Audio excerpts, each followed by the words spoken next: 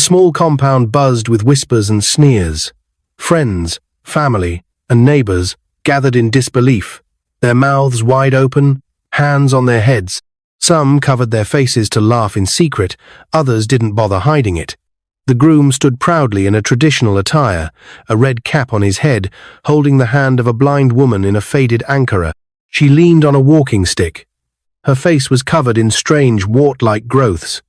Her skin looked like it had seen too much sun, too much sadness. Has George finally lost his mind? Someone shouted from the back. "This is witchcraft," screamed a woman with tribal marks, shaking her head. "A whole graduate, now marrying this?" Laughter erupted. "She's cursed. She used charms to get him," another voice joined. George didn't flinch. His eyes were soft, locked on the woman beside him. Her fingers trembled as they gripped his hand, but he gently gave her a reassuring squeeze. No makeup, no glamour, no riches. Just two people standing in the face of a cruel world. He smiled and whispered into her ear, "Ignore them, my queen. I see you." But what nobody in that crowd knew, not a single one, was that this blind beggar woman, standing beside George, was none other than Olivia Donald, the billionaire heiress of one of Nigeria's largest empires, the daughter of Chief Donald, the CEO of Donald Group, and by the time they found out, they would be on their knees, begging. Earlier, just 2 weeks ago, in the heart of Lagos Island, inside a sprawling mansion worth billions, Olivia Donald stood by her window.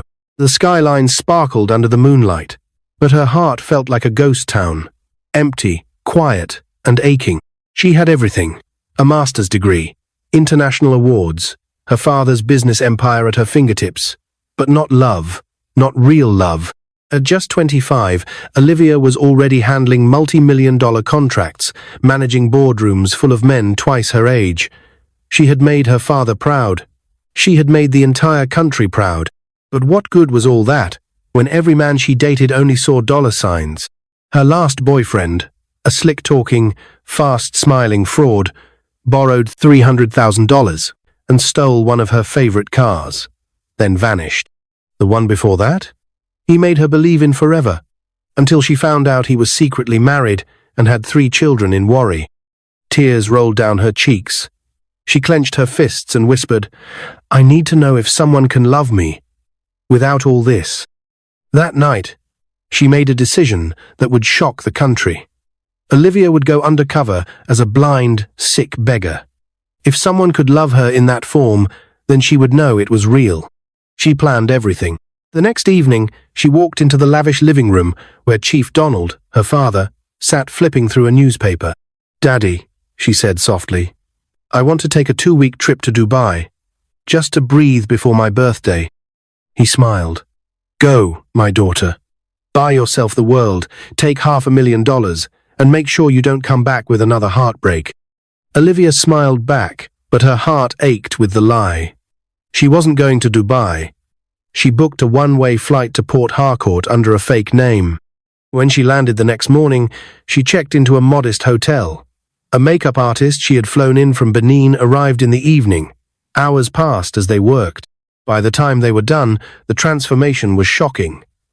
The radiant Olivia became someone else entirely. Her smooth skin was covered in growths, her sight hidden behind contact lenses that made her eyes clouded. A tattered headscarf, faded ankara, and a walking stick completed the look.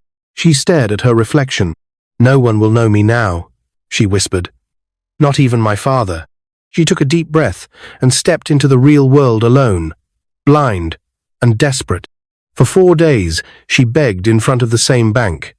People passed by, looked at her with pity, disgust, or worse. "Please," she'd say, "help me to the hospital. I'm poor. I was told if I'm treated of the skin infection, I can see again. I'm dying slowly. I don't want to die on the street." Some walked faster. One man gave her 500 naira and kept walking. But the worst happened on the 4th day. A man in a fine suit came out of the bank, holding hands with a woman in tight jeans and high heels. Olivia repeated her usual line, voice shaky. "Please help me. I need to see a doctor. I can't see." My skin is hurting. I can be cured." The lady stopped, scoffed, and then did the unthinkable. She poured bottled water on Olivia's face. "Go and die somewhere else," she hissed. "You want to curse us with your poverty?" People watched, laughed, shook their heads. Olivia sat there, water dripping from her skin, heart shattered. She wanted to scream, to pull off her disguise, to reveal who she was. But she didn't. She had to know if real love still existed in this world. And then came day 5. She had just sat down in her usual spot when she saw a man approach. He was tall, calm, dressed in a well-fitted black suit. No bling, no flash. He looked like someone who was going somewhere, but still had time to care. She said her lines again, voice weaker this time. Her heart was tired. "Please, sir. I need help. My skin. My eyes. I was told I can see again. If only I get treatment. But I don't have money." The man paused. He didn't speak for a moment. Then he knelt in front of her. "My name is George," he said. "You don't have to suffer like this. Come with me. I'll take you to the hospital." He helped her to his modest Toyota Corolla, carefully buckled her seatbelt, and drove straight to the Federal Medical Center. When the doctor came, George looked him in the eyes and said, "Whatever it takes to help her, do it. I'll pay." As he left to buy her food, Olivia whispered to the doctor, "Please, I'm not really sick, but I need your help. Just play along. I'm looking for something money can't buy." The doctor was stunned. But seeing the sadness in her eyes, he nodded. "You have my word." That night, George slept on the visitor's chair beside her bed. He didn't know her name. He didn't know her past. All he saw was someone who needed love. And in just a few days, he would become the most talked-about groom in Nigeria. The sun had barely risen when the doctor called George aside in the hospital hallway. His white coat looked stiff, but his voice was gentle. "She's not responding to medication," the doctor said. George's face fell. "But you said her blindness and skin condition were curable." "Yes," the doctor replied. "Medically, they are. But I believe what she needs isn't just drugs. What she really needs is love, stability, and care. She has suffered neglect and abandonment. Her healing must start from the heart." George stood silent for a moment. He looked into the room where Olivia lay, eyes still closed, her body fragile under the thin hospital blanket. She looked like a woman the world had forgotten, but she also looked like someone who didn't give up, someone worth fighting for. That afternoon, George made a decision that would change his life forever. "I'll take her home," he told the doctor. The doctor blinked, surprised. "You're sure? You barely know her." "I know enough," George replied. "She needs someone. That's all I need to know." George settled the hospital bills with what little savings he had, then gently carried Olivia into his car. As they drove toward his small 2-bedroom apartment on the outskirts of Port Harcourt, he spoke softly. "You're safe now," he told her. "Whatever happens, I won't abandon you." Olivia's heart nearly burst. Her disguise may have fooled him, but her soul recognized sincerity. And for the first time in her life, someone was loving her. For her. George's apartment was nothing fancy. The floors were tiled, the walls clean but undecorated. A single ceiling fan spun above, creaking faintly. He led Olivia in, helped her sit on the couch, and said, "This is your home now. I'll cook something." "I don't eat much," Olivia replied, trying to keep her voice steady. George smiled. "Well, I cook too much, so you'll have to try." That evening, as George prepared yam porridge in his small kitchen, Olivia sat quietly on the couch, hands resting in her lap. The makeup on her face itched. Her wig was hot. But her heart felt something new. Could this be love? Could it really happen this way? Every day after that, George left early for his job at the bank. He would make sure Olivia had food, water, and her favorite, soft gospel music playing quietly on the radio, and every afternoon, before returning home, he'd buy something sweet for her, a snack, a flower, a new scarf. But what George didn't know was that every time he left the house, Olivia bathed, removed her disguise, and the makeup artist she hired would arrive like clockwork to reapply the prosthetic warts and clouded lenses. No one suspected a thing. And as the days passed, George began to fall for her, not because she was beautiful, but because she was brilliant.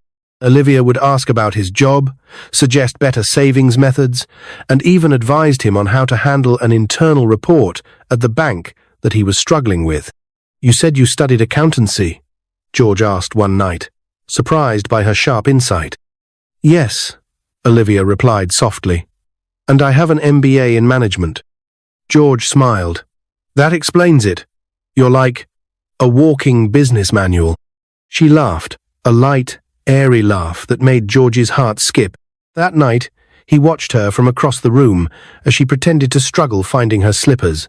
Her skin looked tired, her hands trembled slightly, but her strength, her mind, her spirit, those were untouched. He whispered to himself, "I think I'm falling for you."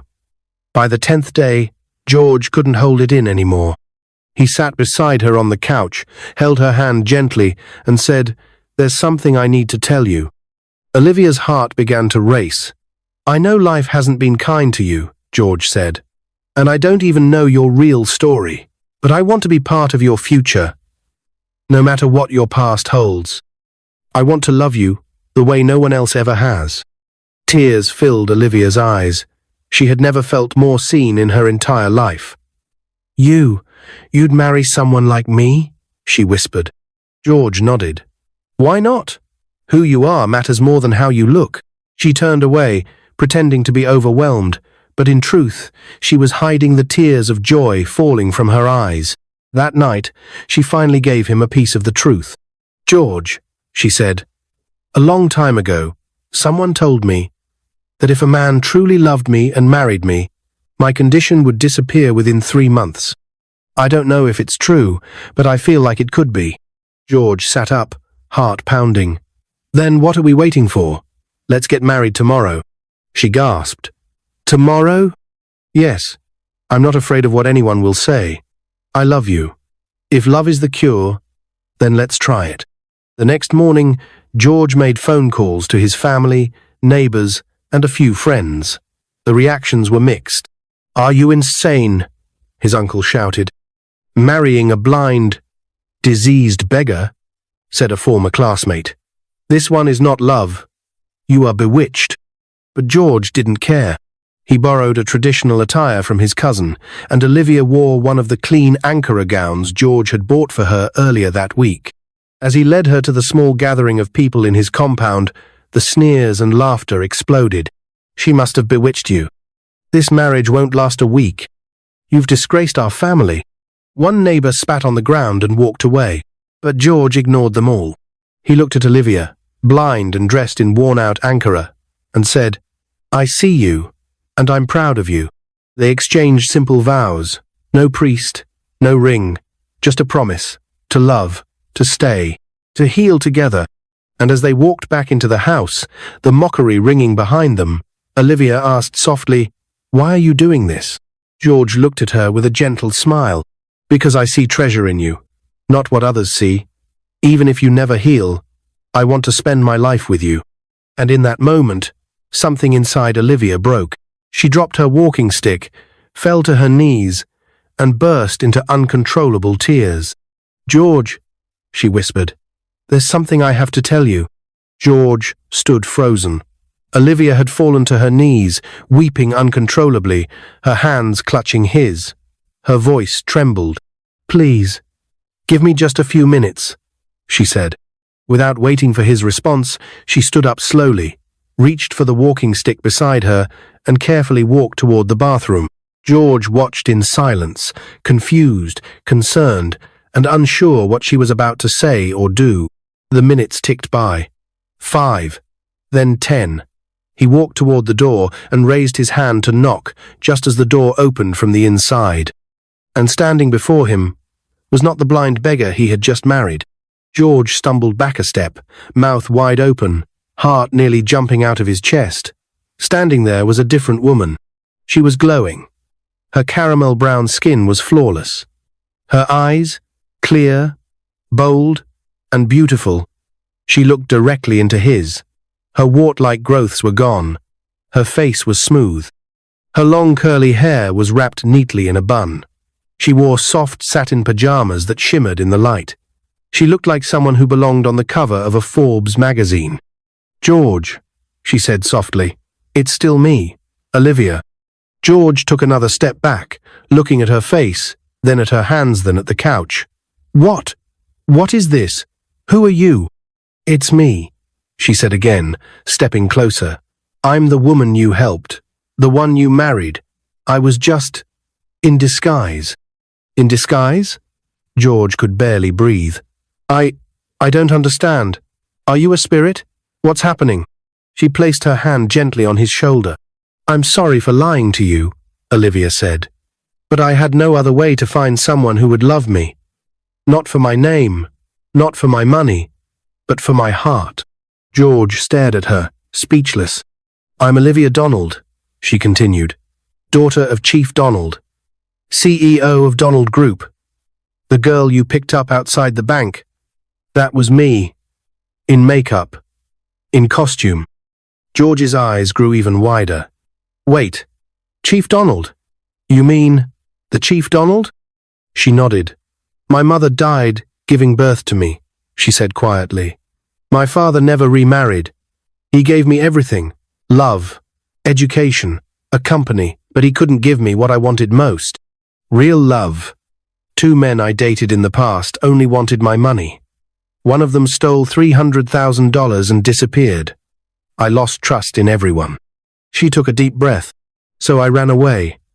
I faked a trip to Dubai, flew to Port Harcourt, hired a makeup artist, and became someone else. A blind beggar with skin disease. I needed to see if real love still existed." George sat down slowly, his mind spinning like a storm. You did all that? To find someone like me?" "Yes," Olivia whispered, "because I needed to find someone like you." Silence filled the room for a moment. Then George leaned back and began to laugh. A deep, disbelieving laugh. "I married a blind woman this morning," he said, still in shock. "And now I'm standing here with the most powerful woman in the country." Olivia knelt in front of him. "But I'm not powerful without love. I may own companies, but none of that matters if I can't find someone who sees me the way you did."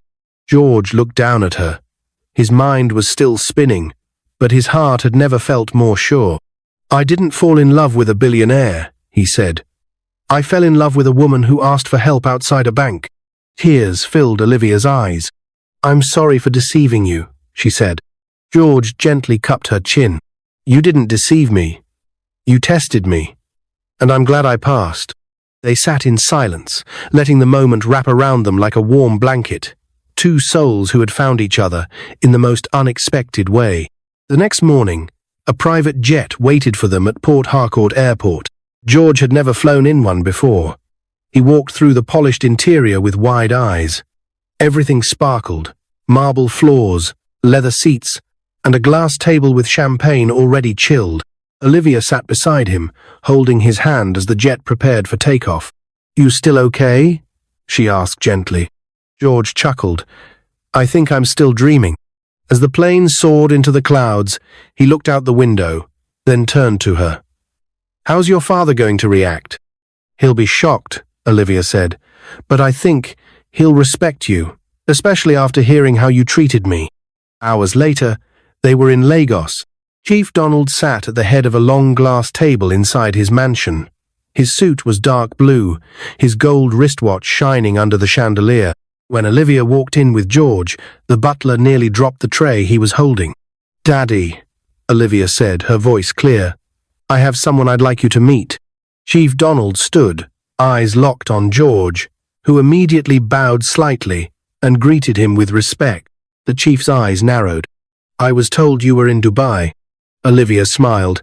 That was part of the plan. She told him everything. From the disguise, to the streets, to the hospital, to George taking her in without asking questions. Chief Donald was silent for a long time, his face unreadable. Finally, he turned to George. You took care of my daughter when you thought she was nothing, he said slowly. You married her when the world mocked you. That makes you a man of value. He stepped forward and extended his hand. I welcome you, George, as a son. George's knees nearly buckled. Olivia beamed. Days later, George sat beside Olivia inside the boardroom of Donald Group. A massive contract sat in front of them, ready for their approval. For the first time in his life, he wasn't just a bank worker, he was now a decision-maker in one of Africa's biggest conglomerates. He glanced at Olivia. Are you sure I belong here? She smiled. More than anyone I know. And together, they signed the deal. But even as success settled into their lives, not everyone forgot the past. George's phone buzzed. Again and again. Relatives, friends, people who laughed at him just days ago. Forgive me, brother, one text read. We were wrong. Please, help me find a job, another begged. His aunt called and sobbed over the phone. You know I was just scared for you. Please, don't leave us behind. George shook his head and replied with a single message. If you saw nothing good in my wife before, then don't seek her goodness now. But life had one more surprise waiting for them, because just 5 months later, George got down on one knee, this time for real, in the quiet garden behind the mansion. The sun had just set. Flowers swayed in the evening breeze. Olivia, he said, opening the ring box, will you marry me, again, properly? Tears streamed down her cheeks. Yes, she whispered. 1,000 times yes. A crimson carpet stretched across the marble floors of Lagos Continental Hotel. Golden drapes hung from every corner, chandeliers sparkled like 1,000 suns, and violins played softly in the background as Nigeria's elite arrived in convoys. Black SUVs, Rolls-Royces, and Bentleys lined the private entrance. The media buzzed outside. Reporters whispered among themselves, flashing cameras and fighting for the perfect angle. Today was no ordinary wedding. This was Olivia Donald's official wedding, one of the most powerful heiresses in Africa. But what the world didn't know, and what no news article would dare guess, was that her groom was a man once mocked, laughed at, scorned for marrying a woman in rags. George stood inside the groom's suite, fully dressed in an ivory agbada, his red coral beads perfectly laid across his shoulders, matching his red cap. His heart thumped loudly in his chest, not from fear, but awe.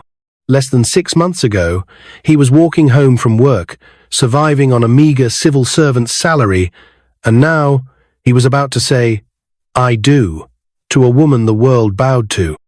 He smiled at his reflection, then whispered, Thank you, Mum. You taught me to love without judgment. Outside, the guests whispered as they entered the grand hall. Isn't this the same George that married that blind woman in the village? Yes, now. But she turned out to be her, Olivia Donald. Wonders shall never end. And look at him now. He's glowing like the son of the richest man in Africa. Some of George's old neighbors came too, people who had laughed, mocked, and cursed him. One of them, Mum Ngozi, squeezed her way to the front of the hall in her extra-tight lace gown, whispering loudly to her daughter, If I had known that dirty girl was a billionaire, I would have begged George for her number that day. Another woman, the one who had poured water on Olivia's face outside the bank, came too. Dressed in borrowed gold lace, she stared around in disbelief, gripping her handbag like her life depended on it. When George walked into the hall with Chief Donald beside him, the murmurs turned to gasps. The chief raised his hand and said loudly, This young man, this son, proved something many men couldn't. That love still exists. That character still matters. The crowd clapped, some reluctantly, others out of sheer shame. Moments later, the room fell silent, and then she entered. Olivia glided down the aisle in a glittering diamond-studded gown that hugged her body like a second skin. A silver crown sat atop her curly bun, and her veil shimmered like moonlight. Her smile was gentle, radiant, and sure, captured every heart in the room. People stood, cameras flashed. Ministers, governors, CEOs, and ambassadors all turned to watch her. She didn't blink. She didn't flinch. She was walking to her home, to where her heart belongs, George. When they met at the altar, George leaned in and whispered, "You still take my breath away." And Olivia whispered back, "And you still make me feel safe." The ceremony was magical. Traditional dancers performed beneath fireworks. A gospel choir sang softly during the vows. The air was filled with roses, frankincense, and tears of joy. When they were finally pronounced husband and wife again, this time under the world's watchful eyes, Chief Donald stood and raised a toast. "Today," he said, "I don't just gain a son-in-law, I gain a son, a man who reminded my daughter that love is not a transaction, but a treasure." The guests clapped, some out of excitement, others out of guilt. George's uncles, who had once called Olivia a cursed woman, now clapped the loudest. His auntie, the one who said Olivia used charms to snatch him, dressed head to toe in yellow lace, tried to smile her way into the family photos. George noticed. Later that night, at the after-party, George stepped aside to catch his breath. It was all too much. The music, the luxury, the attention. His phone buzzed again. His cousin, who once mocked him for not dating slay queens, now begged him for a job. His aunt texted, "We're family. Please forgive. We didn't mean those things. The devil used us." George sighed. He had turned to Olivia, who stood beside the chocolate fountain, laughing as children danced around her. She looked free and fulfilled. The same woman he met in pain, now a beacon of joy. He walked to her, leaned in, and said, "They're coming back. All of them." She smiled gently. "Of course they are. It's what people do when the tables turn." George nodded. "Should I forgive them?" "That's up to you," Olivia said, placing a soft kiss on his cheek. "But I married a man who values truth. If they didn't see my worth then, they don't deserve the wealth now." George turned to face the crowd and spotted the woman who had poured water on Olivia's face, her eyes, now wet with embarrassment, standing quietly in a corner. "She's here," he muttered. Olivia followed his gaze. Her smile disappeared for a moment. Then she said softly, "Let's show her grace, but not access." They turned away, back to the dance floor. George pulled Olivia close as the music changed to a slow love song. She rested her head on his chest. "You've changed my life," she whispered.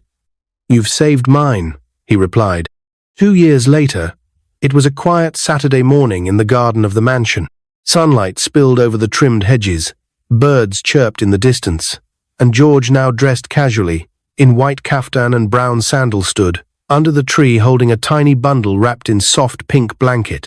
"She's perfect," he whispered, tears in his eyes. Olivia sat nearby, still recovering from labor, her eyes filled with exhaustion and happiness of her newborn baby. They had named her Amaka, after George's late mother, the woman who had taught him kindness, patience, and the courage to love, even when the world mocked him for it. As George cradled his newborn daughter, he was invited to speak at a youth conference just a few weeks later. And standing in front of hundreds of young Africans, he shared his story for the first time. "Don't judge people by how they look," George said. "The person begging for help on the road today might be the reason you succeed tomorrow. I married a blind beggar with skin disease, so I thought. But she turned out to be a billionaire. Not because God wanted to trick me, but because he wanted to test me." The crowd stood, clapping, some crying. George smiled. "But love isn't found in bank accounts. It's found in moments of truth. I loved her when she was nothing. And now, she's everything." The morning of Olivia's 28th birthday was quiet, peaceful, and filled with sunshine pouring through the glass windows of their Lagos mansion. The staff moved about with soft footsteps. The garden had been decorated with pastel balloons and wildflowers. Inside, a photo of baby Amaka sat on the marble dining table, her tiny hands folded over her chest, her big, curious eyes staring at the camera. George watched Olivia from across the room. She was laughing with Amaka in her arms, playfully bouncing her on her hip while wearing a flowing peach gown that brushed against the floor. Her skin glowed with the kind of joy only peace and true love could give. George leaned against the doorway, hands tucked into his pockets, quietly admiring the woman who had changed his life. 2 years ago, she was wrapped in rags, sitting on the street corner, pretending to be blind. Now, she was the most powerful woman in Nigeria, and the most loved person in his world. George's phone buzzed again, another message from someone who had mocked him during the wedding, the same ones who shouted, "This woman will curse your life." They were now asking him for favors. Some needed jobs at Donald Group. Others begged for loans, forgiveness, or access to Olivia. George sighed, turned his phone face down, and walked over to his wife. Olivia turned to him, smiling. "You're thinking too hard. I see that forehead wrinkling." He laughed. "You know me too well." She leaned against him, baby Amaka giggling between them. "I'm just wondering," George whispered, "how we got so lucky." Olivia looked up at him. It wasn't luck. It was love. Tested, refined, and true. They stood like that for a moment, wrapped in quiet gratitude, the kind of silence that speaks louder than any applause. Later that afternoon, George and Olivia were invited as keynote speakers at the National Young Entrepreneurs Conference in Abuja. The event hall was packed. Cameras flashed. Every seat was taken. George walked on stage, holding Olivia's hand. The audience stood to their feet, clapping and cheering. Many already knew their story. It had gone viral. It was in newspapers, blogs, even international TV. But hearing it live from the couple themselves was something else entirely. George began. "There was a time in my life when I thought love had to come wrapped in perfection. That beauty had to be visible, success had to shine, and purpose had to announce itself. But I was wrong."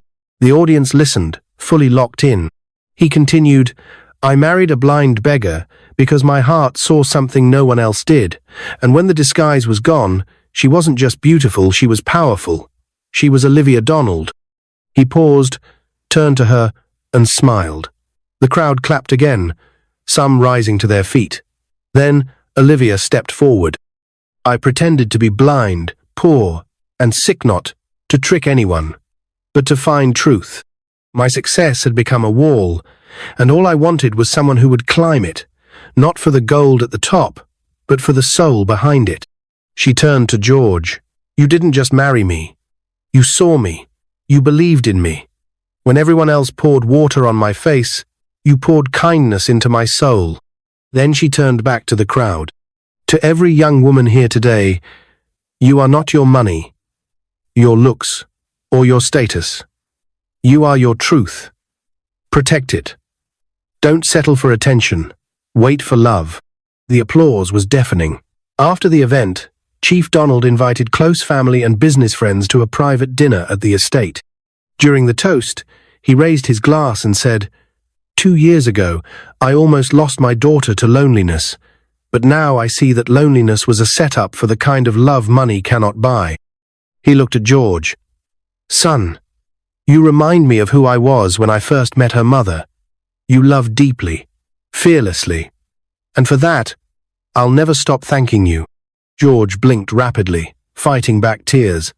Olivia reached for his hand under the table and gave it a light squeeze. Weeks later, a new branch of Donald Group was launched in George's hometown. It was a business empowerment center for young men and women with no access to capital. George insisted it bear his mother's name, the Amaka Center for Growth, Kindness. During the opening, George stood on stage with his baby girl on one arm, a mic in his other hand. "Wealth means nothing if we can't build others with it," he said. "My mother taught me to love beyond sight. My wife taught me to lead with the heart. Now I want to teach the next generation never to judge people by what they wear or how they walk, because sometimes the person in rags is carrying the kingdom you've been praying for." Back in Lagos, life settled into something even more beautiful than fairy tales. George and Olivia started a foundation for street children. Every week, they visited the very places Olivia once begged in disguise, offering food, medical aid, and educational scholarships. Many of the people who once mocked her were shocked when they realized who she really was. One day, Olivia came across the same woman who had once poured water on her face outside the bank. She was now selling fruits by the roadside. Olivia approached her gently. The woman's eyes widened in fear. "I'm sorry. I didn't know it was you." Olivia smiled. I forgive you, she said. But next time you see someone asking for help, don't throw water. Throw mercy. The woman burst into tears. That night, George and Olivia sat on the balcony of their mansion, stars blinking above them. Baby Amaka was asleep in her crib. George poured Olivia a glass of Zobo and sat beside her. You know, he said, if I had ignored you that day outside the bank, we wouldn't be here. She leaned her head on his shoulder. But you didn't, she whispered. You saw me when the world didn't. George looked out into the night. And I'll keep seeing you every day for the rest of our lives. They clinked glasses, kissed softly, and let the silence wrap around them like a promise. What is your view about this story? Where are you watching from? If you like this story, comment, share, and subscribe to our channel for more interesting stories.